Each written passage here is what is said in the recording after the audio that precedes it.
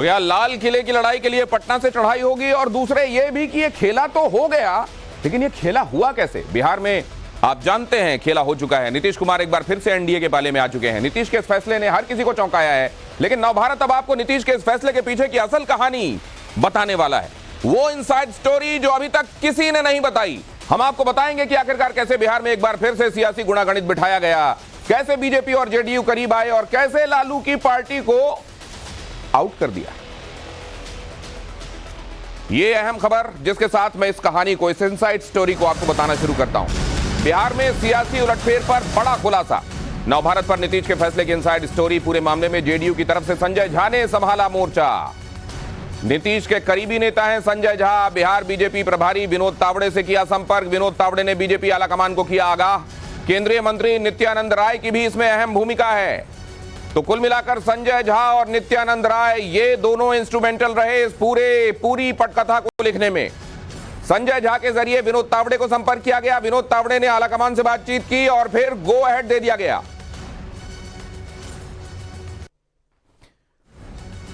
तो क्या पटना में भी अब ये धीरे धीरे बिहार में भी ये बात आम होने लगी है कि संजय झा और नित्यानंद राय ये कुल मिलाकर इस पूरे मामले में इंस्ट्रूमेंटल रहे हैं। अमित हमारे साथ जुड़ रहे हैं, साकेत हमारे साथ जुड़ रहे हैं और एक बार फिर से विद्यानाथ झा हमारे साथ हैं।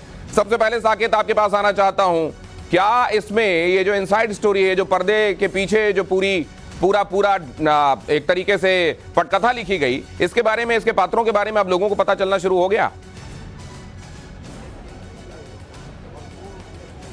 देखिए बिल्कुल दिनेश जी, जैसा कि ये जो पूरा प्रकरण हुआ है ये एक दो दिन की बात नहीं है। लगभग पिछले कई महीनों से इस पर काम चल रहा था और लगातार इस तरह की बैठकें हो रही थी जहां मीडिया की नजर न पड़े ऐसी कोशिश हो रही थी और फोन पर भी संपर्क किया जा रहा था। और जेडीयू के तरफ से जो इसमें सबसे महत्वपूर्ण भूमिका जो कड़ी जो सामने आई है वो संजय झा के तौर पर आई है। बिहार सरकार में मंत्री हैं, नीतीश कुमार के बेहद करीबी, यानी नीतीश कुमार अगर कोई भी फैसला लेते हैं तो 2-3 मंत्री जो है उनके जो बेहद करीबी है उन्हीं से डिस्कशन होता है, जिसमें संजय झा सबसे पहला नाम है। और संजय झा ने ये पूरी जो पटकथा है वो संजय झा ही ने लिखी और उसके बाद बीजेपी से संपर्क किया गया। जो बीजेपी के बिहार के प्रभारी है विनोद तावड़े, उनसे बातचीत हुई, उन तक मैसेज पहुंचाया गया और उसके बाद दिल्ली जो केंद्रीय नेतृत्व है उनसे संपर्क किया गया और फिर ये तमाम बातें हुई। इसमें अशोक चौधरी का भी नाम है, वो भी इस पक्ष में थे कि बीजेपी के साथ जाया जाए। जो विजय चौधरी, ये 3 नाम बहुत ही महत्वपूर्ण है,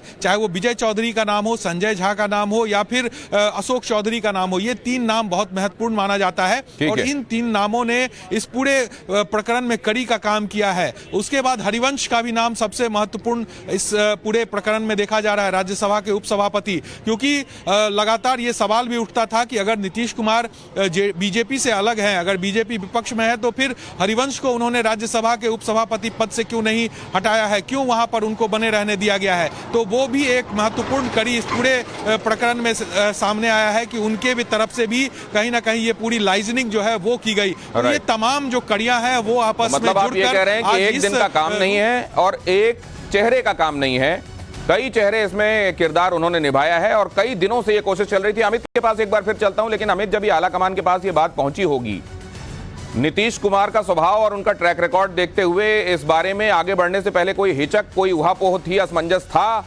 या अब ये क्लियर था कि आगे क्या किया जाना है? देखिए, मुझे लगता है कि एक चीज को लेकर बीजेपी आलाकमान बहुत क्लियर है कि उनको क्या करना है और उनकी रणनीति में जो फिट होता है उसके लिए जगह बनती है, जो मिसफिट है उसके लिए जगह खत्म हो जाती है।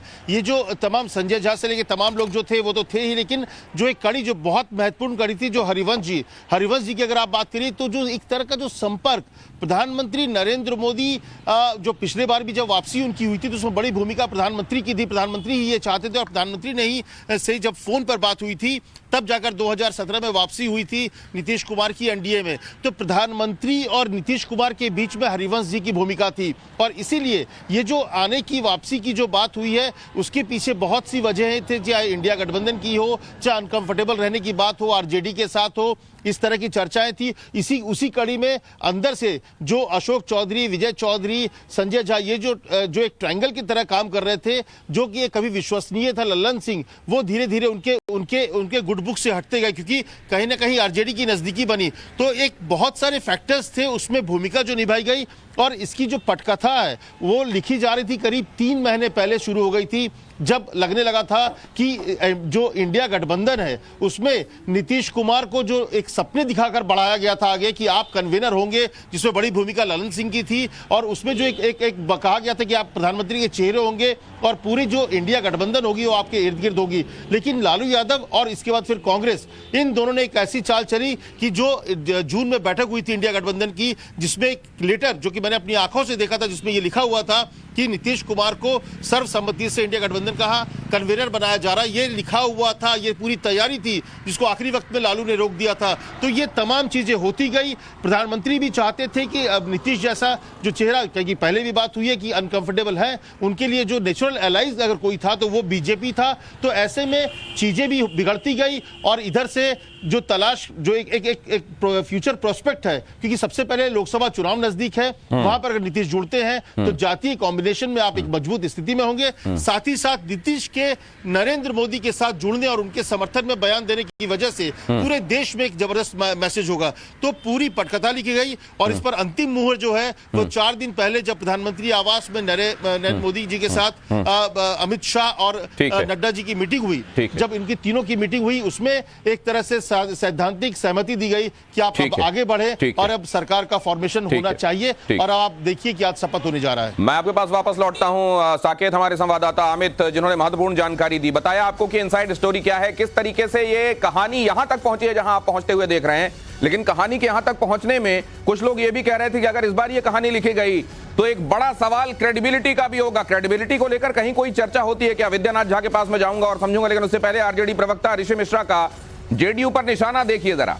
अपने स्वार्थ के लिए गठबंधन में आया था जेडीयू, अब समाज को बांटने वालों की गोद में जाकर बैठ गए एक बार फिर से जेडीयू के लोग, ये कहना है आरजेडी प्रवक्ता ऋषि मिश्रा का।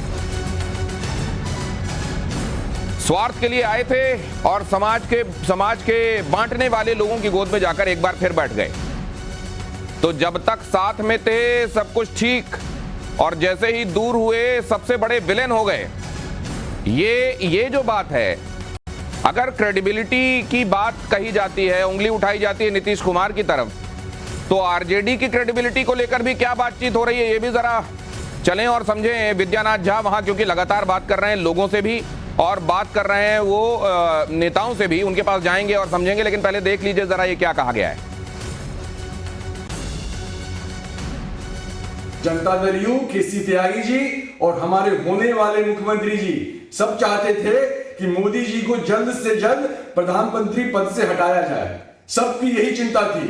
केसी त्यागी जी, आप चिंता मत करिए, हम सब, इंडिया अलायंस इंटैक्ट है, इंडिया भर में इंटैक्ट रहेगा और हम सब मोदी जी के विरुद्ध लड़ेंगे। हम लोग आपके जैसा नहीं है, समय समय पर रंग बदलते रहते हैं। स्वार्थ के लिए आप लोग आए थे इस अलायंस में, अपने लिए आए थे। आप तो बोलते थे हमको कुछ नहीं चाहिए। अरे आप तो 2020 में भी बोल रहे थे हमको मुख्यमंत्री नहीं बनना है, लेकिन मुख्यमंत्री के पद के लिए फिर से आज आप एनडीए के गोद में जाके बैठ रहे हैं। तो ये देख लिया आपने कि किस तरीके से आरोप लगाए जा रहे हैं। ये आरोप प्रत्यारोप असल में राजनीति का स्वभाव है, और ऐसा नहीं लगता कि अब जनता से इस बारे में कुछ भी छिपा हुआ है। और जनता भी ये समझने लगी है कि पॉलिटिक्स में असल में किसी भी चीज को आप नकार कर और किसी चीज को रिजेक्ट करके, राइट ऑफ करके नहीं चल सकते। जरा देखिए लाल किले की लड़ाई में ये पिछले 24 घंटे कैसे बड़े अहम रहे हैं। ये घटनाक्रम जरूर देखिए। 8 बजे सुबह से लेकर 8:45 तक की हम बात कर रहे हैं, ये पौने घंटे। लालू का 5 बार फोन गया, नीतीश ने फोन नहीं उठाया और बीजेपी जेडीयू में कुर्सी फॉर्मूले पर चर्चा उस दौरान होती रही। लालू यादव, उनका फोन 5 बार जाना और फोन नहीं उठाया जाना। लालू बोले हम अपने पत्ते बाद में खोलेंगे, कांग्रेस बोली स्थिति साफ करें नीतीश। लालू इस मामले में उन्होंने कहा कि हम अपने पत्ते बाद में खोलेंगे। उनके कुछ नेता थे जो कहते रहे कि अगर ये खेल हो रहा है तो इसमें असली खेल तो बाकी है। और कांग्रेस ने कहा कि नीतीश अपनी स्थिति साफ करें कि वो क्या करने वाले हैं, क्योंकि अगर वो ये स्पष्ट नहीं करते हैं और ये कयासबाजी चलती रहती है तो ये सरकार के लिए ठीक नहीं है। दरअसल उनको ये मालूम नहीं था कि ये कयासबाजी नहीं है, गाड़ी उसी तरफ जा रही है। 10 बजे क्या हुआ, आरजेडी 10:30 बजे क्या हुआ, 10:30 से 11 के बीच इनफैक्ट ये जो आधे घंटे का टाइम था, नीतीश का कार्यक्रम, आरजेडी के मंत्री का बहिष्कार हुआ, बक्सर में नीतीश का कार्यक्रम हुआ और तेजस्वी की तस्वीर गायब दिखाई दी। इस तरीके से इशारे मिलने लगे थे कि ये कब, और ये जो बात मैं आपको बता रहा हूं ये 27 जनवरी की बता रहा हूं, और 11:15 बजे से 11:45 AM तक। अब यहां क्या हुआ, बीजेपी सांसद राधा मोहन सिंह राजभवन पहुंचे और विनोद तावड़े ने ली भारतीय जनता पार्टी विधायकों की बैठक। मतलब अब घटनाक्रम उस तरफ सीधे सीधे चलता हुआ दिखाई देने लगा था जिधर असल में चलने की अटकलें और कयासबाजी चल रही थी। अगला देखिए, यहां पर होने के बाद ये 27 जनवरी को क्लियर इंडिकेशंस मिलने लगे थे। 9 बजे से लेकर 11 बजे तक में पटना में भारतीय जनता पार्टी और जेडीयू की बैठक हुई। नीतीश कुमार ने राज्यपाल को इस्तीफा सौंप दिया और ऐसा होते ही ये जो बात हम बता रहे हैं ये आज की है, जाहिर है आप जानते हैं 28 जनवरी की बात है। और फिर 11:15 बजे से लेकर 1 बजे तक प्रधानमंत्री नरेंद्र मोदी और नीतीश कुमार की बातचीत हुई। नीतीश ने राज्यपाल को समर्थन की चिट्ठी सौंपी और बिहार में एनडीए की सरकार बनाने का दावा ठोक दिया गया। तो ये जो 11:15 बजे से 1 बजे तक का घटनाक्रम है, इसके पीछे 27 तारीख को जो कुछ हुआ वो मैंने आपको बताया। यहां जब चीजें कल्मिनेट हुई उसके पीछे कौन कौन से घटनाक्रम थे जिन्होंने चीजों को यहां तक पहुंचाया, ये असल में आपने यहां पर होते हुए देखा। और मैं जब तक ये अपनी ईपी संभालूं, मैं विद्यानाथ झा के पास एक बार फिर से जाता हूं। विद्यानाथ झा, क्रेडिबिलिटी दोनों तरफ से बात की जा रही है। असल में क्रेडिबिलिटी के बारे में किसी ने सोचा भी है इस दौरान?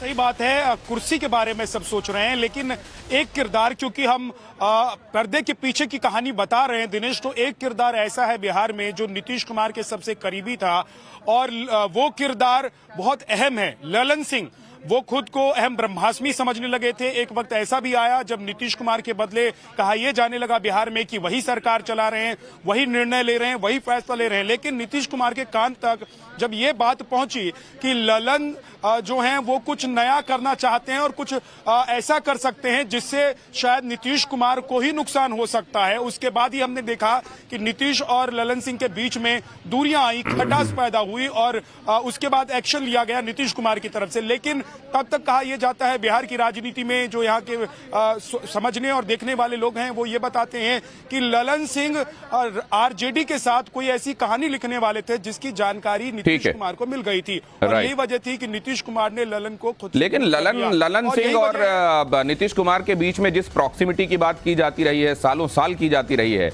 अब वो क्या इतना ज्यादा ड्यूबियस हो गया था मामला कि उनको भरोसा नहीं रहा और उस वजह से उन्होंने ये कदम उठा लिया। या असल में कुछ सर्वेस की बात भी की जा रही है कि वो सर्वे ये बता रहे थे कि आगे की राह कैसी है भारतीय जनता पार्टी के लिए, कैसी है नीतीश के लिए, और यहां से कहीं असल में वो राह बनी जिसमें दोनों एक बार फिर से आकर मिलते हुए दिखाई दे रहे हैं। और दूसरी एक महत्वपूर्ण बात यह भी कि जब ये कहा जा रहा है कि ये चीजें यहां तक पहुंच गई हैं, भारतीय जनता पार्टी का वहां का काडर, वहां के लोग, वहां के कार्यकर्ता इन तमाम बातों को सहजता के साथ, हालांकि हम देखते हैं भारतीय जनता पार्टी में कई बार जो बड़े फैसले होते हैं उनको भी सहज स्वीकार्य होते हुए हम देखते हैं। यहां पर क्या हो रहा है, भारतीय जनता पार्टी का जो मूल कार्यकर्ता है, नीतीश कभी साथ हैं, कभी साथ नहीं है, फिर कभी साथ हैं, फिर कभी साथ नहीं है, इसको किस तरीके से देखा जा रहा है, नीतीश की वापसी को कैसे देखा जा रहा है, जरा ये भी समझने के लिए चलते हैं साकेत के पास। साकेत, वहां का एक कार्यकर्ता भारतीय जनता पार्टी का इसको सहजता से स्वीकार कर रहा है?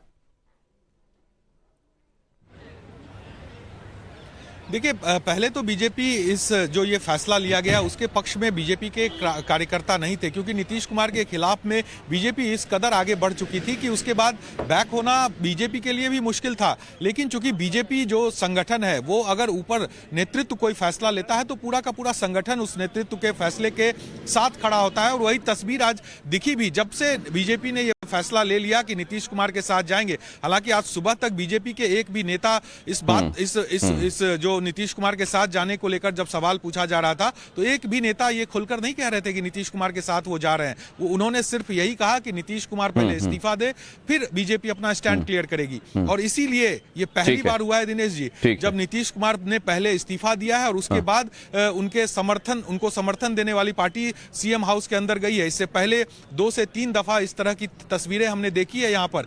जब नीतीश कुमार इस्तीफा देने जाते थे उससे पहले उनके पास जो बहुमत का आंकड़ा होता था उसकी पूरी लिस्ट उनके पास मतलब पहले ही उनके पास जरूरी दस्तावेज होते थे और तब वो जाते थे। इस बार बगैर उसके वो गए हैं। मतलब इस बार जो भरोसा था असल में वो ज्यादा बड़ा था कि असल में चीजें अब कहीं नहीं जाने वाली, जैसा सोचा जा रहा है उसी रूप में सामने जाने वाली। लेकिन दूसरी बात भी देखिए कि नीतीश का स्टेचर पहले एनडीए में भारतीय जनता पार्टी के साथ और नीतीश का स्टेचर अब, इसमें क्या फर्क है, क्या इसका भी इशारा हो रहा है?